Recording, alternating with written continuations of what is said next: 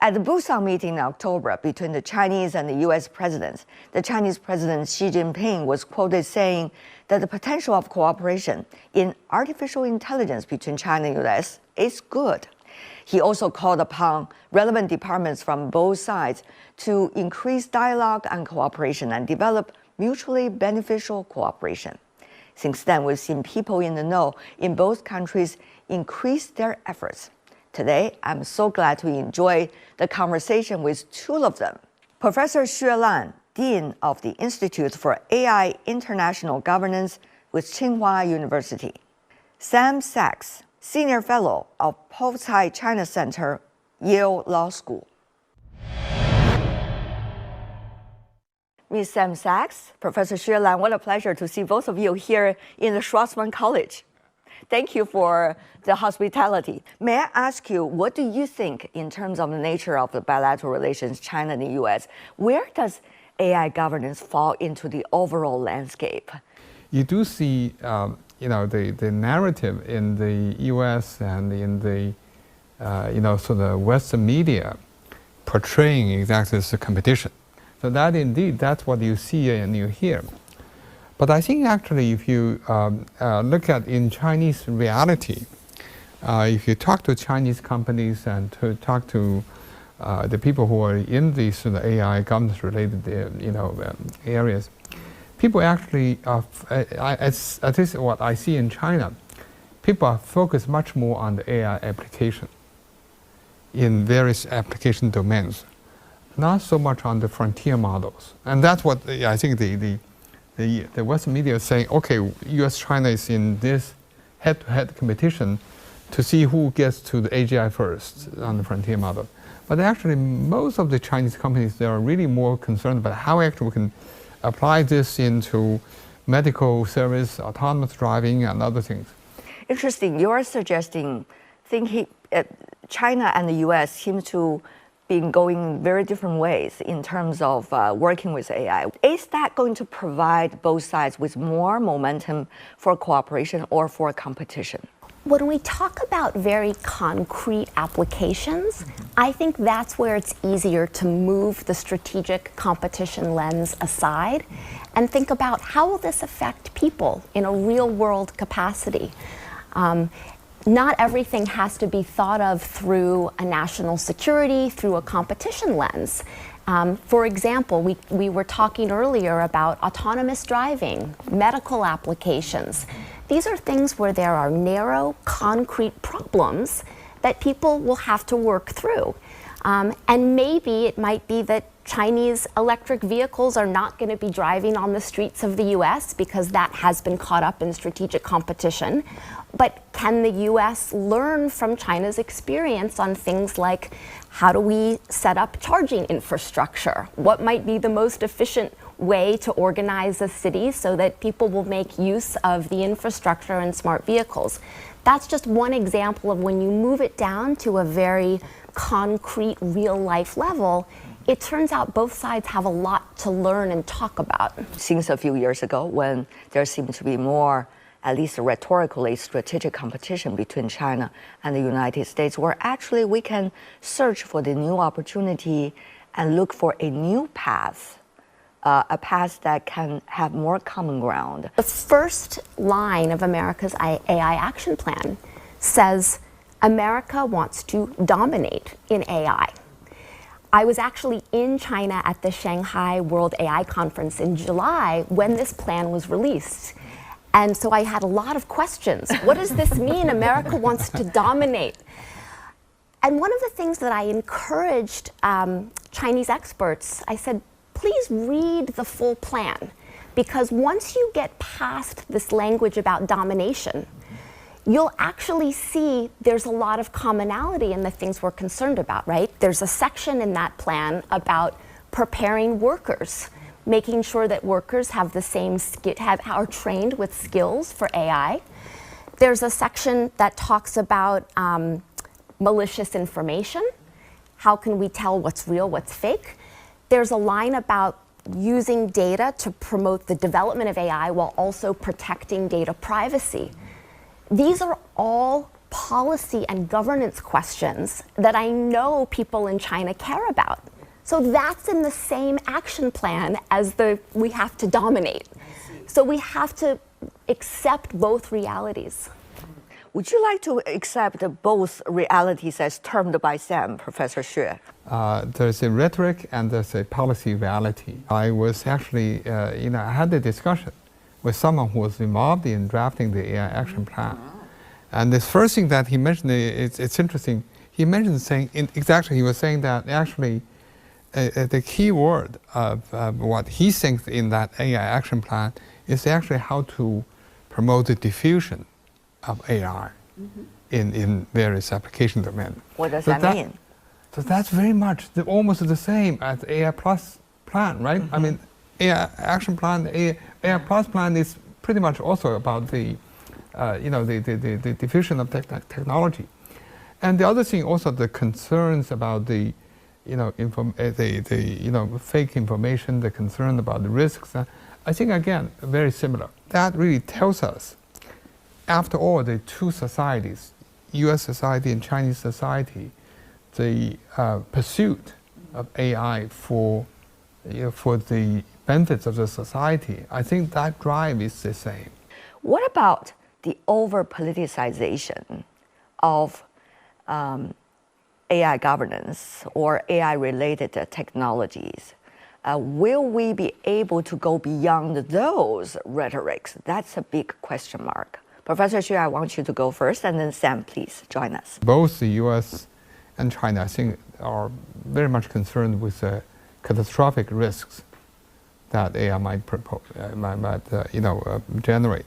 China has been very much, in terms of both the government and also the industry, it's really how we can actually have international mechanisms to help to support the governance of that.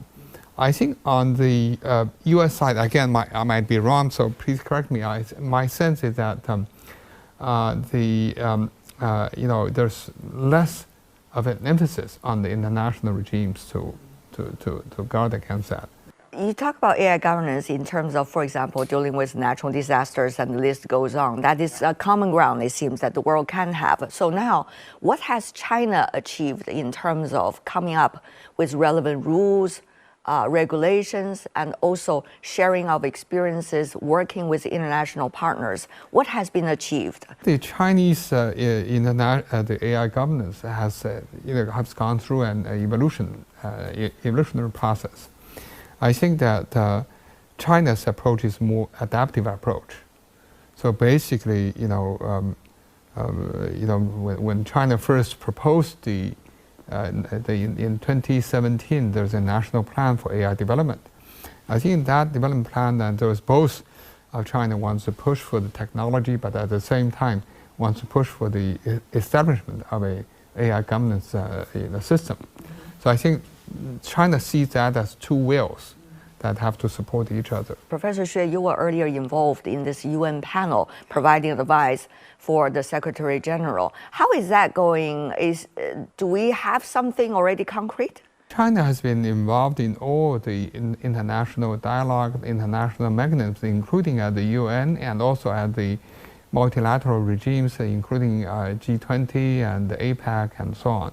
So actually our governance principles proposed in 2019 was indeed a direct input to the APEC discussion.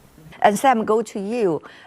Obviously, Professor Xue intentionally chose another relatively easier area of international cooperation. But that is certainly one area for AI governance cooperation. How much interest is there in Washington and also in the business world? I know you work with the business world as well, in terms of participating in that and therefore creating more common ground, not only with China, but also the others. To speak candidly, I think there's been a shift in Washington where there's far less interest in working in a multilateral setting. It's not a national secret anymore. Exactly. So that may be an area that will be challenging for US-China to see eye to eye on. I want to return to this question you raised about politicization. And specifically, I think one of the issues is both sides need to move away from a national security framing of looking at artificial intelligence. So many of the issues where I think we could find more common ground are hindered by looking at AI purely through a securitized lens. On the issue of regulation and moving away, politics, moving away from a security lens, I want to compliment China on some areas where I think the regulations have been addressing some real problems, and there's lessons to be learned from that.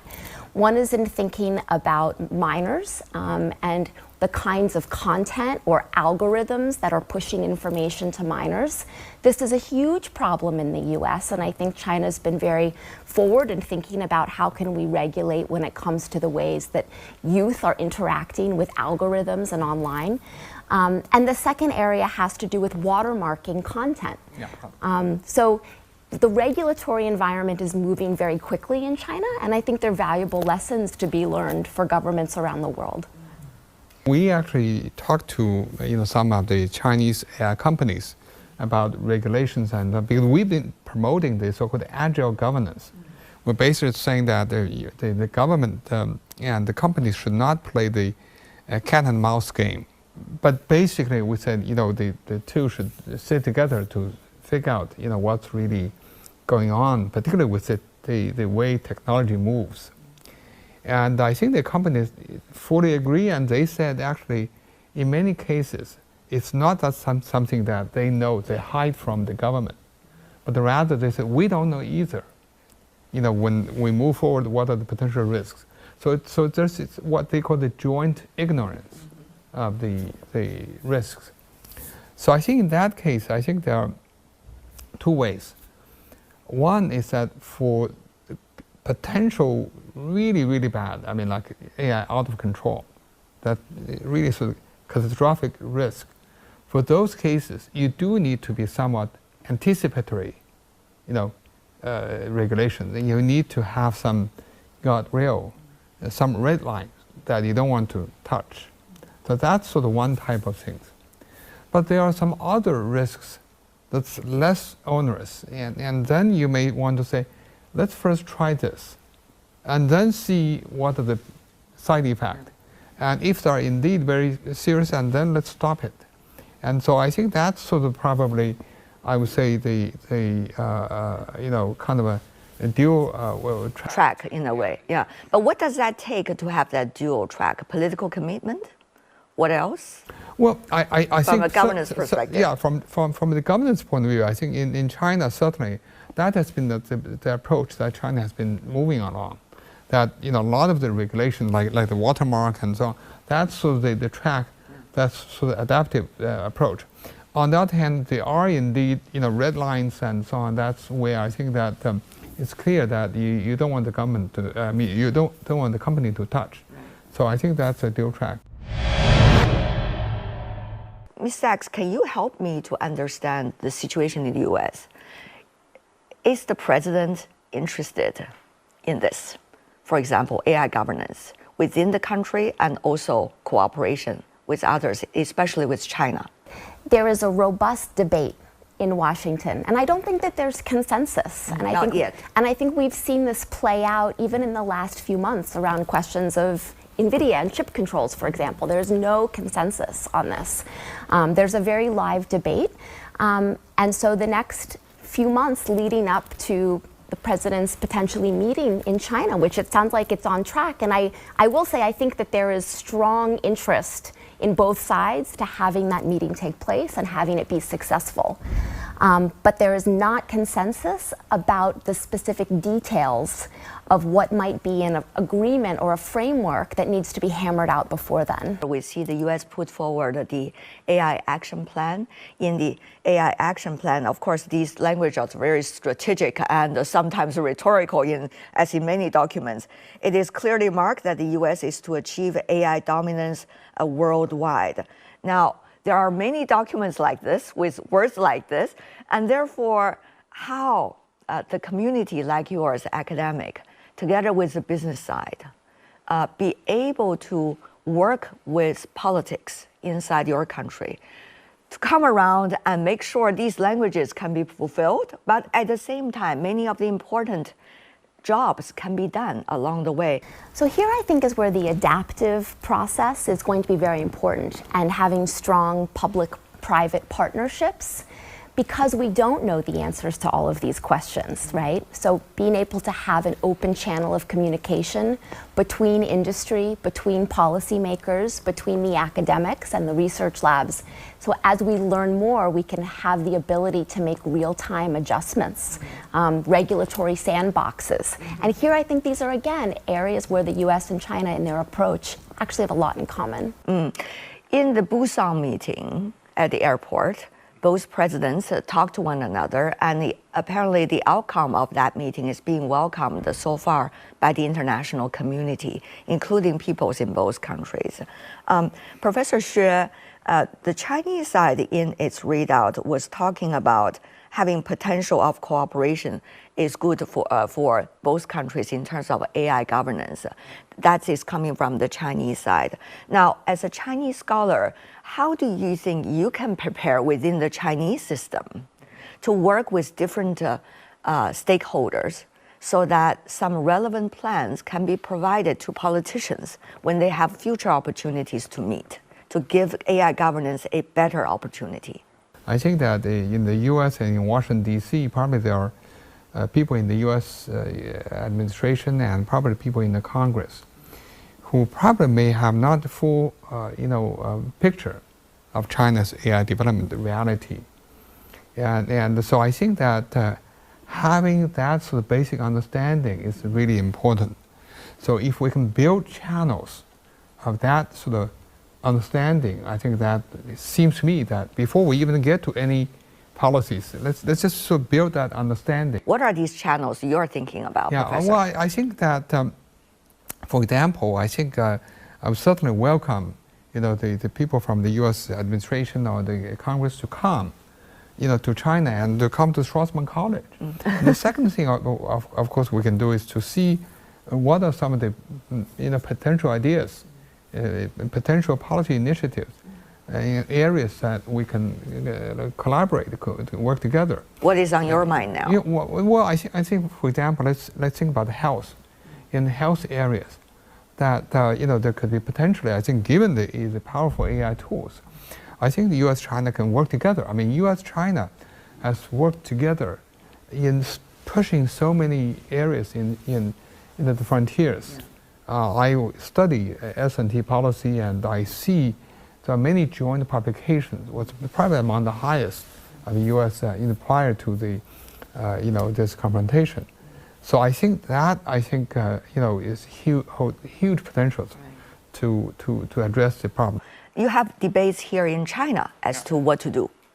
Where does AI and technology-wise, AI governance cooperation-wise, between China and the United States? Let's just use NVIDIA just as an example. Earlier, the export ban certainly has filled an industry of chip making here in China. No doubt about it. People are very proud that they are jumping into the field. But now, of course, policies are changing. But here in China, you have this debate. Should we continue with on our own? Or should we think about other options as part of the picture? But what about the Americans? They're not giving us the best ones. And probably they have backdoor as well in their products.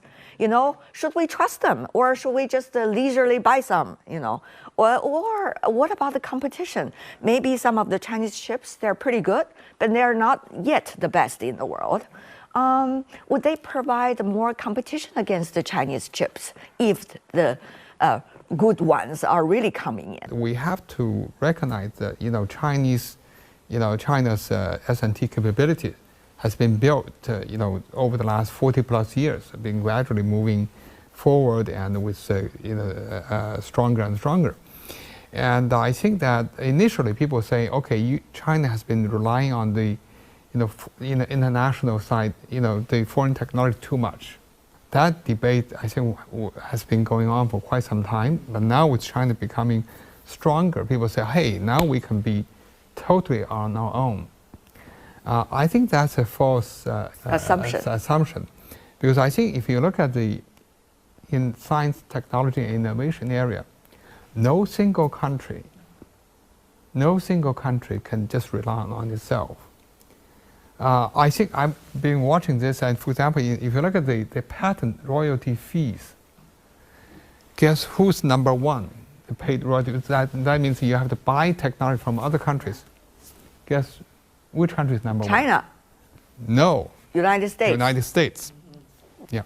So even though indeed United States, everybody recognizes U.S. is strong, right? But the U.S. still has to, buy a lot of technology from other side.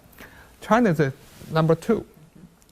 So that means you really have to rely on, working with others and trying to learn from others without having to reinvent the wheel. So that's the first thing, that you do have to have that international cooperation.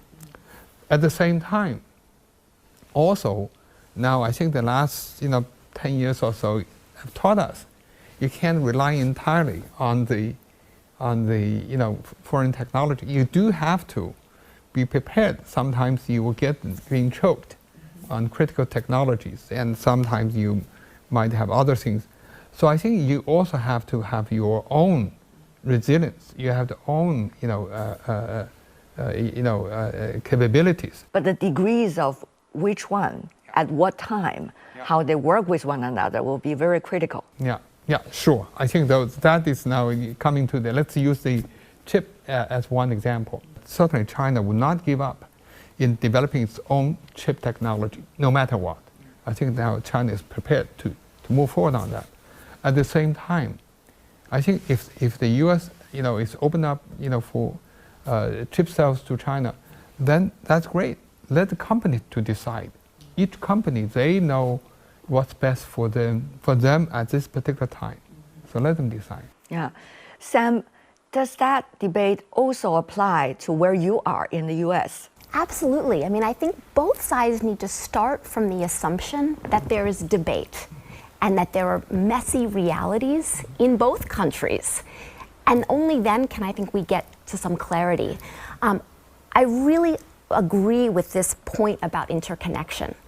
And I think what we've seen is a sort of course correction from an extreme on both sides, where there's been rhetoric of self-reliance and needing to weaponize choke points.